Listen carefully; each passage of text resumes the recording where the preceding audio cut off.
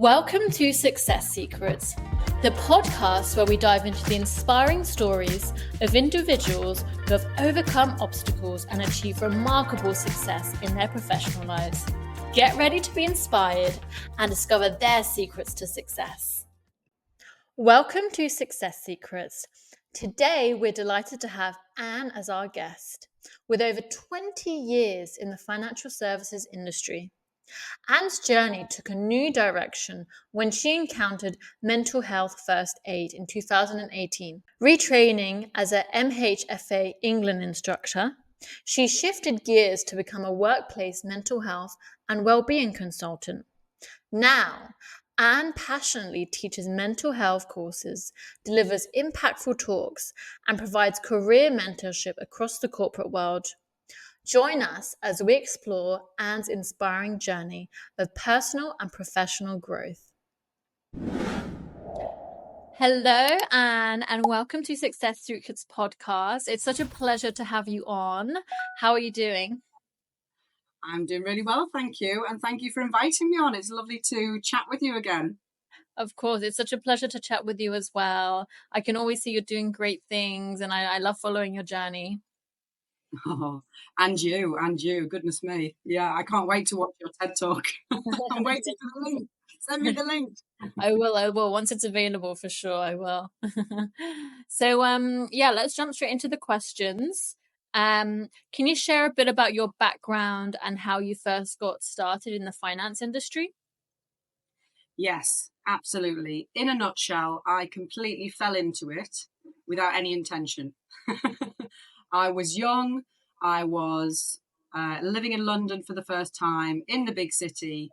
And it was all about, who you knew, who was getting paid well. And it was all about tech in the finance industry. So everyone at that moment in the late 90s who was getting into IT wanted to be in financial services because that's where the money was. So I'm not going to lie to you. That's where I went. I followed the money, and that's how I ended up working for an investment bank at the time. So I then spent 12 years at Credit Suisse. So that was how I got started. It really was just falling into it, and somebody suggesting, "Why don't you go along for this interview?" And I was young, and I just said yes to everything. So that's probably a good lesson, actually. Just say yes to everything and see where it leads you. Just say yes and then learn along the way and see what happens. Exactly. And I totally did. I just blagged my way along. I learned everything from scratch. I knew nothing about technology at the time and nothing about financial services. So you just kind of learn as you go along because it changes so fast. If you spend time learning something too in depth, the industry moves on and you're always behind the curve. Mm-hmm. You're nodding a lot. So I know you know exactly what I mean. Yeah, because even within the space of a couple of months there'll be a new advancement, and you just have to keep up. You have to keep up with the trends, you have to keep up with the innovations, otherwise you're going to fall behind and then get left behind as well. And I love how you said that you fell into it as well, because I actually fell into it too. And like you, I followed the money. That's where the money is, finance, right? So I started when I was 18, and here I am today. So interesting. And what inspired you to pursue a leadership role in finance? I know you mentioned you was at Credit Suisse for quite a while. And what was the most rewarding part about your career? So I was ambitious and I wanted to continue climbing the ladder. I enjoy organizational roles. I like being the coordinator. I like leading from the front. So that was always coming naturally to me. It's not that I had a sort of ego that drove me to be a leader. It was more about I'm a bit of a control freak. I like to be in control of what's going on. And that was really what sort of drove me. And I was ambitious to, like I said, climb the ladder, earn more money, realizing that things can change at any time. So earn the money when you can, because, life passes you by really, really quickly. So the first sort of 5 years of my career were quite slow. There was a lot going on at the time around UK fair pay, about, women being paid equally to men. So that was an issue for me at the beginning. But once I got into that sort of junior management role, things really took off from there. And I think the best thing that happened to me at Credit Suisse was really when I moved from IT into a more business management role. And that's where I really found my sort of comfort zone. I really enjoyed that kind of role, working in big departments, uh, supporting senior business heads to drive their strategy forward and seeing lots of results. So that was really rewarding for me. Every day when I went into the office, I had to feel a sense of achievement. I had to feel satisfied. And if I couldn't leave the office until I felt that I'd, achieved something that day. So I think, in your 20s, you're young, ambitious, you've got energy, you can still go out partying the night before and still get into work the next day and be your best. So I really took advantage of that. And yeah, by the time I was 30, I think I'd done pretty well and I felt satisfied with my career. But that ambitious side of me really pushed me on. And that's when I actually left Credit Suisse and left the UK. And that's when my career really started to take off, I would say. Okay, interesting. So in terms of like your career taking off, what would you say are the key lessons that you've learned about effective leadership in the finance sector? And what did you learn about areas that have helped you to propel in your career as well? Looking back in hindsight is a wonderful thing. I knew it at the time, but not consciously. But I've always tried to be very human, very personable, very approachable, and fair and understanding. And sometimes in certain industries, certainly in the corporate world, that can be seen as a weakness. It can be seen as something that will hold you back. But in my situation, it certainly didn't, and I'm glad I took that approach. I could also be quite hard and demanding because that was the industry I was in. You had to be demanding. It's competitive, deadlines are short, but and that created a bit of a conflict for me actually because naturally I'm not like that. So I think the human aspect of things we often forget about, and I'd like to see more focus on that in the industry. Certainly, my favourite leaders or my most inspiring leaders were the ones that were human. They weren't perfect. They had a good sense of humour. They were approachable. They were kind, and those things mean a lot to me and meant a lot to me back then as well, especially as a young girl coming into the industry, feeling like a rabbit in the headlights. So I would say that, that's really important. And that's men as well as women. So inspiring women leaders as well as men leaders, it's the ones that were really human and didn't forget who they were and where they came from, right? Because we all came from somewhere. Mm-hmm. So true. And to rewind that back, because the finance industry has obviously been very male dominated and especially even more dominated when you first started. How was it for you at the beginning and what are the struggles that you faced? At the beginning, it was, I mentioned earlier about fair pay. That was certainly a challenge at the time. We had started to talk about diversity in the early noughties. And I certainly went down that route and got involved in a lot of D&I initiatives. I was leading lots of women's networks at the time, doing a lot of mentoring, and that was really important to me. My views on that have evolved over time. And now I'm in my mid 40s, I can understand a bit more about why women tend to drop out of all sorts of careers at a certain age. We go off to have our babies. And when you've had a baby, life looks different. Work, your attitude towards work and career changes. So my views on things have very much changed in the last 20 years around diversity and inclusion. Of course, we should include everybody and everybody should have equal opportunities. But I think sometimes it can be taken too far. At the end of the day, the best person for the job is the best person for the job. And we shouldn't focus too much on why women aren't making it to the top, or the quotas and things like that, because there's lots and lots of reasons why.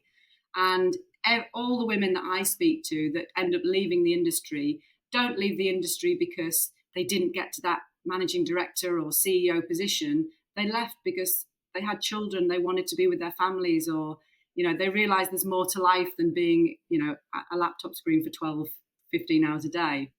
So like I said, my attitude towards D&I has softened over the years, but it doesn't mean that I'm not for complete equality in the work. But sadly, I think a lot of the social programming and social engineering in our society, unfortunately, that has crept into the workplace. And it's actually, I feel sorry for the guys now, the men who are struggling just as much as women, and they face the same problems that women do. They have the same issues with their confidence, with all the stuff that we bring with us, all the baggage that we've got, issues from our childhood, imposter syndrome, all of this kind of stuff. Men experience that just as much as women. So I think as I'm getting a little bit older, I'm starting to see things slightly differently. And probably if I went back to my 20s, I'd probably try and keep more of an open mind about some of these initiatives, because they come and they go and they change. And if we get too focused and if we pay these things too much focus and attention, we're forgetting about what we're all there to do, really, which is to build our business, give our clients the best possible service we can give them, and make money at the end of the day. And I think the businesses that are forgetting that are the ones that probably are going to suffer in the long run. Yeah, absolutely. Yeah, I feel like D&I is definitely such a touchy subject for everyone. And there are sometimes it can go a bit far. But at the end of the day, I truly believe that within the workforce, everyone should have equal opportunities and equal rights. Like, for example, if a woman's just had a baby and she wants to go back into the workforce after taking her maternity leave, she shouldn't be discriminated just because she's had a baby. Or like a pregnant woman, for example, they should still be given equal rights. And if they're good enough for the job and they're going to do a good job, then why would you not hire them, right? So there's also that. And I mean, I'm sure at the moment men are also experiencing this as well, because a lot of companies are saying, okay, we need to make sure we hire women, but it should also depend on the person that's right for the job, that's going to do the best out of the job as well. But then it also comes back to on the hiring process, because of unconscious bias. Like, are you hiring them because in your mind is it unconscious bias? So that's another thing to be aware of, right? So there's so much elements to it, isn't there? It's a complete minefield. I hear it from all sides. I was just speaking to a gentleman yesterday that I mentor, and he was really struggling to find a job over the last year. And he's been asked questions such as have you experienced any work-related stress in the last X number of years? As he's applying for a job, or asking for his pronouns and things like that. And he's like, what has this got to do with anything? And it's frustrating for him because he's not even getting to interview stage. And this is a leader in his field, and he's not getting to interview stage now. So I feel for him. I do. Yeah. It's an interesting topic, and everyone has their own different points of view, and it's always interesting to hear from different ages, different genders, and everything like that, to see what their opinions are as well. Yeah. And in terms of your career, can you share a particularly challenging moment that happened in your career and how you managed to get through it? Well, you just mentioned it there, which is maternity leave. And this was a particularly difficult time of my career. Going off to have a baby and then coming back into the workplace. I came back to work way too soon. I was under pressure not from anybody else, but the social pressure to return to work. I'm going to say quite quickly, but I came back after about 6 months. And really, I wasn't ready to come back. I was still breastfeeding. My body wasn't back in shape yet. I wasn't sleeping through the night every night yet. Yeah. The baby still needed her mother, and I put her into a nursery, and I went back to work, and it broke my heart. And there was lots of changes going on at work, lots of reorgs, and my manager changed at the time. I ended up being managed by a woman in New York, and I just had a really, really crappy experience, to be honest. And sadly, this is more common than not. So since I left and I spoke openly about my experience of bullying and, toxic workplaces, so many of my old network came out to speak to me about it and said, yes, I experienced similar things. And so that's really tough for women to go through that. And it's important to give new mums as much support as possible to get back into the workplace if that's where they want to be. Now, I didn't want to be there, but I thought I did because I've been told for years, decades, that women can have it all. You can have your babies and go back to work, all of this kind of stuff. And so I thought that's what I should do. I didn't realize I had a choice. And I know one of your questions was going to be around if you could go back to your 21-year-old self, what would you say to yourself? And it would be that. It would be that you've got a choice. There is always a choice. So don't feel pressured into doing anything. If you want to go back to work after having your kids, absolutely do it. If you don't, then don't. You can work out a way. Don't feel like you got to go back because of the money. I left my career. I basically retired in 2020 and left my well-paid job and my 20-year career, and had to completely change my lifestyle. I had to leave London, leave the UK. Not had to. I wanted to, but I had to change a lot about the way that I lived, because I accepted that I'm not going to have that salary anymore. So I need to make some changes in my life. But it was the best thing that I ever did. And I could only do that because I did a lot of coaching and work on myself to realize that I had a choice. I think, if we start talking about mental health, many of the stress related illnesses that people develop when they're in the workplace is because they feel like they don't have a choice and they're trapped. So that was my experience in 2017 when I returned to work after having my daughter. And it was really a challenging time for me, and it's what started me on my mental health journey. Wow, okay. Yeah, that's very interesting. And I feel like, especially in the corporate world, there's just so much pressure to be a certain way, to act a certain way, to behave a certain way. And if you're outside of that window, then you're judged quite harshly for it. Or like people are going to talk behind your backs and everything like that. So it's almost like you're put into a box and expected to be this way. And it's not, and it's almost like you can't really be yourself as well. And I also feel like a woman has decisions, and even men, like if a woman wants to stay at home and look after a kid, she should be able to do that, and she shouldn't be judged for it either. And if she wants to be a stay-at-home mum, that's her prerogative as well. Or if a woman wants to go straight into work, or she doesn't want to have kids, then that's up to her as well. I feel like people are just judging so much about what other people are doing when they should just be focusing on themselves.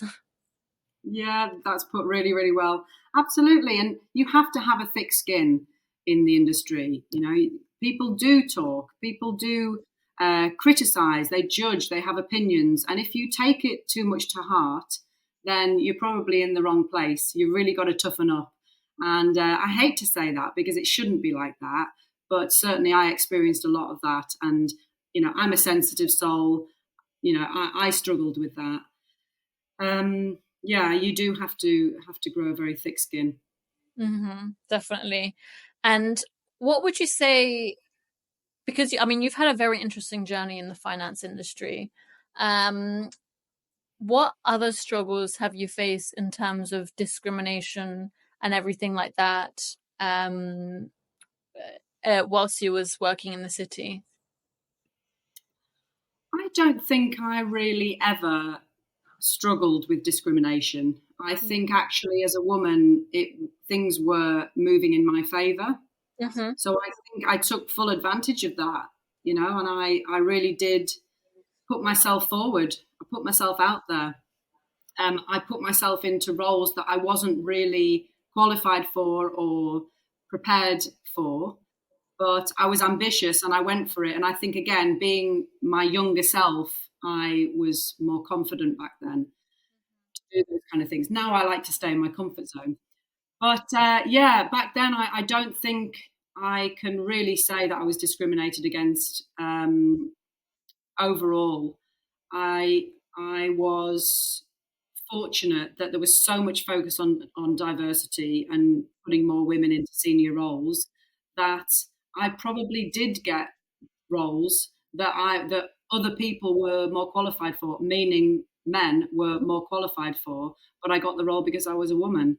And this was happening all over the place. And I haven't been in the industry for 4 years, but it's probably still happening now, from what I can tell. So I'm certainly not woe is me, I was disadvantaged. I wasn't. I took advantage of it. That's probably my advice. Just take advantage of it. Just go for everything. Don't hold yourself back because we're our own worst enemy sometimes. Uh, yeah, so just go for it, whether you're qualified for the role or not. Just put yourself out there and just have a thick skin because you're not going to do well in everything. Um, I mean, certainly I saw discrimination happening, and I certainly felt like going back to when I returned from maternity leave, there was definitely some discrimination there because I wasn't able to bring my full self to work. I was breastfeeding, I was going to the toilet and pumping milk. There's no way I could have taken that role back on full time. So they did end up sort of sidelining me and pushing me out, which in the end was fine by me, and it was better for me in the long run. So definitely that happens, but yeah, I kind of took advantage really of the situation, and I would encourage everybody to do that. It's a competitive industry. That's what you've got to do. Yeah, you just got to go for it, put yourself out there, and just learn on the job, right? Yeah. And there was a statistic that I read that men are more likely to apply for jobs that they haven't even ticked lots of boxes for, that they're not even qualified enough for, where women, when they're applying for jobs, they have to tick almost every box. So that's also interesting. So for any Yeah. woman listening to this, if you're thinking of applying for a role and you haven't ticked all the boxes, just apply for it, see what happens. Yeah, I think we're all nodding along at that. I've heard that before. That came from a study quite some time ago. Yeah, men are more risk takers than women. They'll tick all those boxes, and then when they get in the role, they'll work it out. Mm-hmm. And yeah, us girls should do that a bit more too. Mm-hmm. Definitely. And so again, you've had a very interesting journey from finance and onto your new business venture, the Corporate Mind. Could you tell us more about that and what made you decide to pivot into this area and leave the finance world? Yeah, I've kind of still got one foot in, but after when I was pregnant with my daughter, I started to have panic attacks and suffered really badly with anxiety, unhealthy levels of anxiety. And so that started my journey in about 2016. And then in 2018, I attended a mental health first aid course. And it just blew my mind. I thought, why didn't somebody teach me this when I was at school? Why didn't I know all of this? This is just life skills to recognize these emotions and how we're feeling and the physical symptoms that are telling us that we've got something going on. Mostly it's stress, and recognizing what those signs and symptoms are, recognizing what the triggers are, and having some techniques into how to deal with them. So once I became a mental health first aider in the workplace, I still started to experience anxiety and panic attacks in the office. And so very, very quickly, by 2019, I was in JP Morgan at the time. I started to really sort of look into this in a bit more detail and understand what was going on. And as it opened my eyes to people's suffering in the workplace, I was walking around the office and I could see in people's faces the strain and the stress on them. And then more and more hearing about people with burnout getting signed off, people having breakdowns, heart attacks in the office, young, healthy people having heart attacks. So I recognized that this was not uh, just an issue that I was having. There was tons and tons of people in my network alone who were struggling. So at this stage, my daughter was about 2.5. She'd started to go to a preschool. I didn't feel comfortable about that at all. I wanted to be with her. She's the only daughter I was going to have. Sadly, I left it too late to have more children. So she's what I've got. I want to spend as much time with her as possible. So my husband and I managed to carve out a lifestyle that really worked for us. That meaning, I could retire at 40 and do something like this more as a hobby than anything else, something that I really care passionately about. And that's teaching other people about their mental health and particularly workplace stress and anxiety. So that's what I do now. It's my business, but I like to call it my hobby because I get so much enjoyment out of it. But I teach mental health first aid courses. I teach mental health awareness. I go into companies and deliver talks on my own experience with mental health and motherhood, and just really spread the word and try and normalize that these are just human emotions. We all go through it. We need to be able to recognize it and, create a lifestyle for us where we can be happy and healthy and at peace with who we are, and not live with this inner conflict that often comes with working in a very stressful, competitive, hierarchical environment. And I write in my blog about that conflict, about, going to work and putting that mask on, that face, but inside not really feeling like it's you and just putting on an act. So in the end, that's what broke me, really, was this conflict of work and the new mum that I was. So that's what really started the corporate mind. I called it the corporate mind because I had a corporate mind and forgot about, the real Anne that I was. And the balance had basically got too much in the corporate favor. So that's what I do now, and it gives me the freedom to homeschool my daughter, travel the world. We do a lot of world schooling. I just spent a couple of months in Egypt. We're planning now our road trip around Europe, and this sort of what you would call a digital nomad, which you know what that is. Uh, you're doing a lot of that yourself. It's this freedom that my career in the financial services industry gave me. I earned a lot of money. I was really sensible with that money. I had other pipelines of income, so I always had a plan B to fall back on. I realized in the end that I had a choice, so I never felt trapped, certainly towards the final years of my career. I knew that at any point I could go and I'd be okay. Now, it took me about 5 years to get to that point of realizing that, wow, I need to get out of this situation. It's not healthy for me, and actually taking the final step or leap, as it was. So it did take work to get there. But if you go through your career and you don't recognize these niggles, these symptoms of when you're perhaps coming down with a lot of colds or sore throats or aching joints, backache, things like that, headaches, not sleeping well. All of these things are your body's way of telling you, slow down, eat properly, sleep properly, get some fresh air and sunshine, and stop working too hard.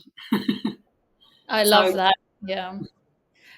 And mental health has always been a topic that previously that was just kind of swept under the rug, but now people are starting to speak about it more, and it's becoming more and more okay to speak about it, especially in the workplace. But it's still kind of a taboo subject. not everyone wants to open up and be vulnerable, because at the end of the day, they're going to be judged for it. I mean, especially men, because they don't want to be seen as weak. So I think men also suffer from a lot of these mental health issues as well. So I love that you're putting yourself out there for this and speaking up for people that do suffer from this, because at the end of the day, corporate is very stressful, finance is stressful. And if you're not looking after your mental health, then it's also going to affect your health in the long run as well. Yeah, I mean, we don't really have mental health separate from our physical health. It's the same thing, it's just our health. And often I refer to mental health as stress. That's the main trigger of poor mental health. And everybody in their life, whether you work in the financial industry or not, has some form of stress. And how you're able to cope with that stress, how resilient you are, really depends on your unique set of life experiences, your background, your upbringing, your family situation, and so on. And then you add that into a very stressful workplace situation or even a toxic workplace situation, and people react differently. So some people manage stress better than others, but certainly everybody gets stressed, and anybody is at risk of poor mental health. So about 1 in 4 people each year experience poor mental health. It is normal, and there is still a lot of stigma around it, and we should be kind to each other and appreciate that, when things get too much, we need a bit of time out to take care of ourselves and our overall health. So there's a lot of stigma still, absolutely, in the workplace around talking about mental health. So let's talk about stress, because nobody minds talking about stress. I think people like to wear their stress as a bit of a badge of honor. So if you're still feeling that stigma, talk about stress instead. And then maybe during my courses, certainly we talk about the much more serious side of mental health. So we talk about suicide. We talk about why it's important to talk about suicide, because again, it's a very taboo subject. People don't like to talk about it. But again, that's another topic that we must cover, and we must, give people permission to talk about how they're feeling. So yeah, it's really important, and I've loved going down this journey. I'm still doing it after 4 years, so it's certainly something I feel very passionately and strong about. I love it. And yeah, I think it's such an important topic as well. And I love that you're doing this. So we're coming to the end of the podcast. You've already answered the 21-year-old self question. So I'm just going to go on to the quick fun fire questions then. What would be your favorite quote? Oh, um, probably I like a Gandhi quote. He said, well, supposedly he said, who knows who really said it? Happiness is when what you see, and what you do are in harmony. Mm. And that's always meant a lot to me, because you can put on an act, you can even say the right things, fake it till you make it. But really, you've got to do all three of those things to really feel contented and at peace with yourself. Mm-hmm. So it's a bit of a cliche, but be real, be true to yourself, and that's what will bring you happiness in the end. I love that. That's so true. So, so true. Favorite book? Ooh, I think the book that really changed things for me, health-wise, was, and I think I read this in 2020, was Why We Sleep by Matthew Walker. Mm-hmm. Okay, interesting. Yeah, so with anxiety, it has a really negative impact on your sleep. Now, sleep is like the air that we breathe and the food and the water that we consume. It's necessary. Sleep needs to be one of your top priorities. Now, reading this book helped me understand the science behind that, and it was just a fascinating read. So I'd recommend that to anybody. Why We Sleep by Matthew Walker, and just start having earlier nights would be my suggestion. Okay. Amazing. Amazing. Yeah, sleep is so important. I know if I don't sleep, then I become a moody person, and I feel like I just can't perform at my best either. So See, sleeping is that's the important part to pick out here, is about performance, business performance, and productivity and innovation. even those things are impacted by your sleep. So even if you don't care about, your physical health, think about your business results, and think about your clients and how important your sleep is for your clients. So true, so true. And I also like to say, I love to call it beauty sleep, because it also keeps you beautiful as well. It keeps the skin looking good.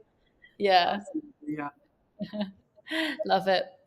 Okay, Anne. Well, once again, thank you so much for joining the podcast. It's been such a pleasure to have you on the show. And I know my listeners will love hearing your story as well. Well, they can reach out to me anytime if they want to have a chat about anything I've spoken about. I'm sure you're going to share my contact details. I'm more than happy to hear from people. Thank you for inviting me. It's lovely to chat with you again. Thank you, and you too. Bye-bye.